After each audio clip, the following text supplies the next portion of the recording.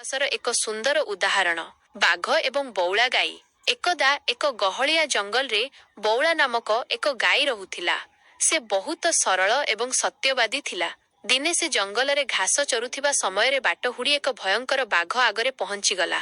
ବାଘଟି ବହୁତ ଭୋକିଲା ଥିଲା। ସେ ଗାଈକୁ ଦେଖି ଗର୍ଜନ କରି କହିଲା, ଆଜି ମୋତେ ବହୁତ ବଢ଼ିଆ ଶିକାର ମିଳିଛି, ମୁଁ ତତେ ଖାଇବି। ବଉଳା ଆଦୌ ଡରିଲା ନାହିଁ।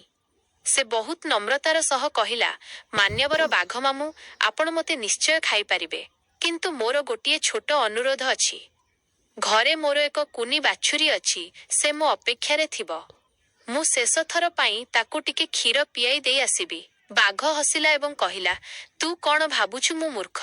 ଥରେ ଗଲେ ତୁ କ'ଣ ଆଉ ମୃତ୍ୟୁ ମୁହଁକୁ ଫେରିବୁ? ବଉଳା କହିଲା, ମୁଁ ଶପଥ କରି କହୁଛି, ମୁଁ ନିଶ୍ଚୟ ଫେରିବି। ମୁଁ ମିଛ କହେ ନାହିଁ। ବଉଳାର ଦୃଢ଼ ବିଶ୍ୱାସ ଦେଖି ବାଘ ତାକୁ ଛାଡ଼ିଦେଲା। କଥା ରଖିଲା ବଉଳା। ବଉଳା ତୁରନ୍ତ ଘରକୁ ଗଲା। ନିଜ ବାଛୁରୀକୁ କ୍ଷୀର ପିଆଇଲା ଏବଂ ତାକୁ ବହୁତ ସ୍ନେହ କଲା। ସେ ଅନ୍ୟ ଗାଈମାନଙ୍କୁ ନିଜ ବାଛୁରୀର ଯତ୍ନ ନେବାକୁ କହି ପୁଣି ସେହି ଜଙ୍ଗଲକୁ ଫେରିଗଲା। ବାଘ ପାଖରେ ପହଞ୍ଚି ସେ କହିଲା, ମାମୁଁ, ମୁଁ ମୋ କଥା ରଖିଛି। ଏବେ ଆପଣ ଆପଣଙ୍କ ଭୋକ ମେଣ୍ଟାଇ ପାରିବେ। ଫଳାଫଳ, ଗାଈର ଏପରି ସତ୍ୟବାଦିତା ଏବଂ ସାହସ ଦେଖି ବାଘର ମନ ପରିବର୍ତ୍ତନ ହୋଇଗଲା। ସେ ଅନୁଭବ କଲା ଯେ ଏପରି ଏକ ଧାର୍ମିକ ପ୍ରାଣୀକୁ ମାରିବା ପାପ। ବାଘ ବଉଳାକୁ କ୍ଷମା କରିଦେଲା ଏବଂ ତାକୁ ସୁରକ୍ଷିତ ଭାବେ ଘରକୁ ପଠାଇଦେଲା। ଶିକ୍ଷା, ସତ୍ୟର ସବୁବେଳେ ଜୟ ହୁଏ। ଯଦି ଆମେ ନିଜ କଥାରେ ଅଟଳ ରହିବା, ତେବେ ବଡ଼ରୁ ବଡ଼ ବିପଦ ମଧ୍ୟ ଟଳିଯାଏ।